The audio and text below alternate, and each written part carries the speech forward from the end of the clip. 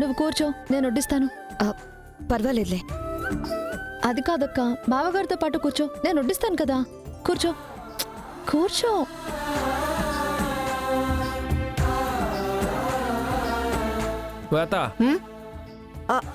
రోజు నువ్వేగా వడ్డిస్తావు, ఏదైనా నేను వడ్డిస్తానులే, నువ్వు కూర్చో.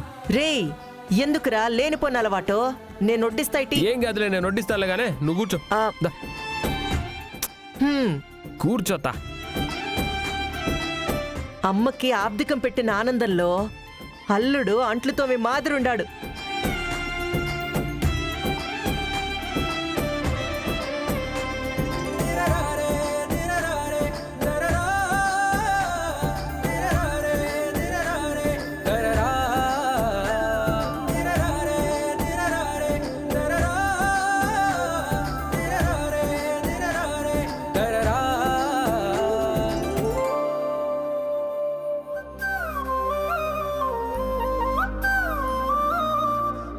చాలా సంతోషంగా ఉంది.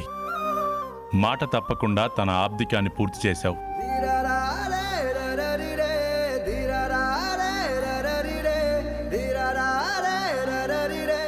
ఎలా చేస్తావో ఏం చేస్తావో అని మనసులో చిన్న అనుమానం ఉంది.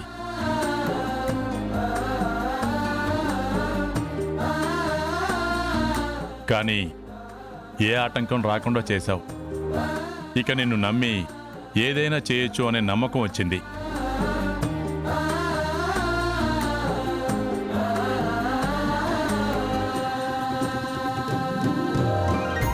కానీ ఏ ఆటంకం రాకుండా చేశావు.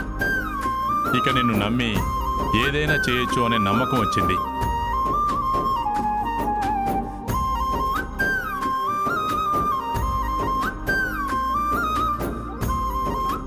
థ్యాంక్స్ నాన్న. నేను మెచ్చుకుందే నిన్ను కాదు,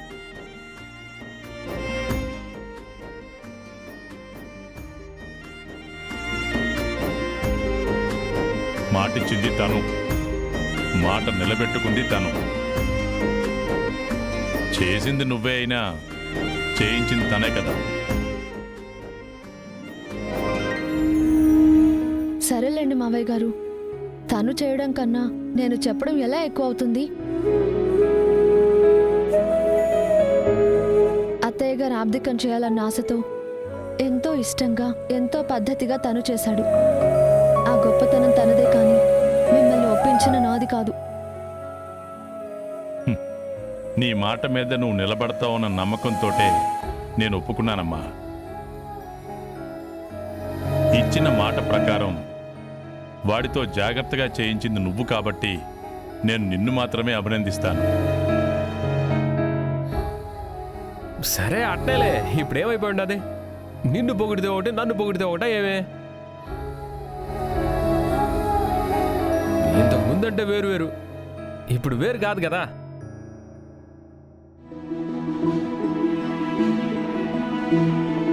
సర్లేమే, అభినందనలేవో నువ్వే తీసుకో. మయమ్మ ఆనందంగా వచ్చేసి ఓ ముద్ద తినేసిపోయినది కదా, అంతకంటే నాకేం కావాలా? లేదులేరా, అమ్మ ఆబ్దికానికి ఇంతకు ముందన్నాడు చేయనంత గొప్పగా చేసావు.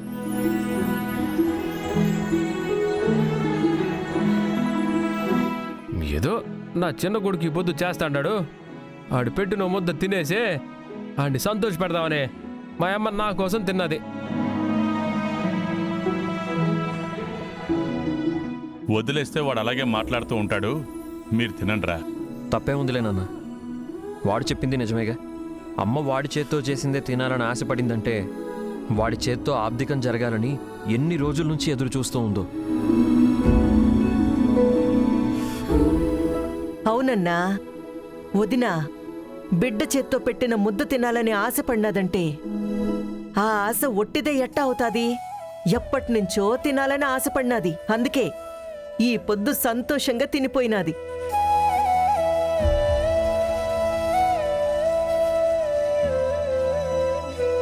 సరే సరే, జరగాల్సిందేదో సంతోషంగా జరిగిపోయింది కదా, ఇక ప్రశాంతంగా తిందా. వదినమ్మ చెప్తా అన్నది కదా, మా అమ్మ సంతోషపడినదే, నేను సంతోషపడినాను. ఇంకా దాని గురించి మాట్లాడుకునేదే ఉండదే. తినండి తినండి, ఇదిగో.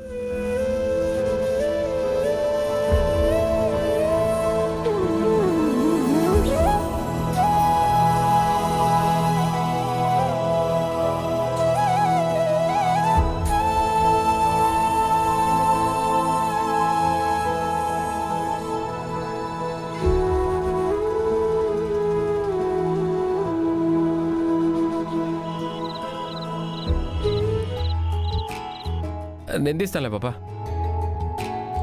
నువ్వు కూర్చో, నేను వడ్డిస్తాను. వాడోసారి నువ్వోసారి ఇన్ని తూర్లెందుకు? మేము తినేసినాం కదా, మీ ఇద్దరు కూర్చోండి, నేను వడ్డిస్తున్నా. ఎందుకులేండి పిన్ని, తనని తిననివ్వండి, నేను తర్వాత తింటాను. భార్య భర్త అన్నాక కలిసి కూర్చుని తినాలా?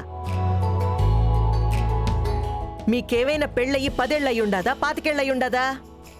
నిన్నగాక మొన్న పెళ్ళయ్యుండాది. కలిసి తిరుగుదామా, కలిసి తిందామా అని లేకుండా ఏవో నేను మళ్ళీ తింటానంటుండావు.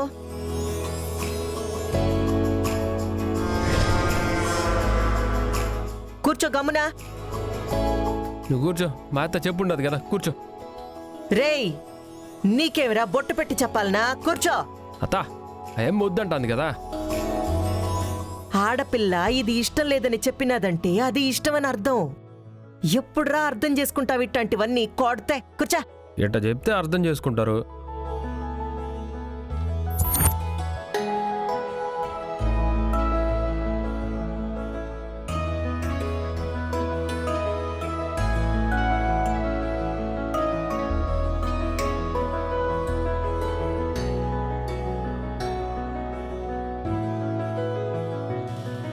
రేయ్, నువ్వేమిరా ఆ పక్కన కూర్చున్నావు? భార్య ఎప్పుడూ భర్తకి ఎడం చేతి పక్కనే ఉండాలా, కుడి చేతి పక్కన కాదు. ఏంది కూడు తినే కాడనా ఇవన్నీ? ఎక్కడైనా ఎప్పుడైనా భార్య స్థానం భార్యదే. తన స్థానం తనకియ్యాలా, నీ స్థానంలో నువ్వు ఉండాలా. పెద్దోళ్ళు ఏం చెప్పినా మన మంచి కోసమే చెప్తుంటారు.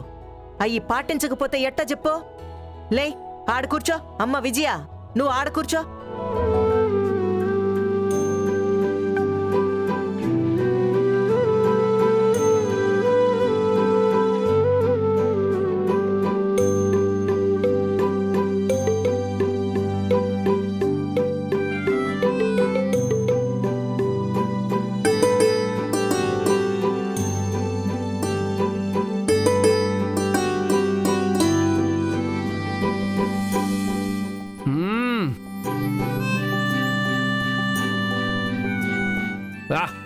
మేయ్, ఈ కూర స్మెల్ టేస్ట్ చూడు, స్మెల్ గుప్పమంటా ఉండదు, మళ్ళీ కుదిరినట్టు ఉండదు. ఓసారి చూడు.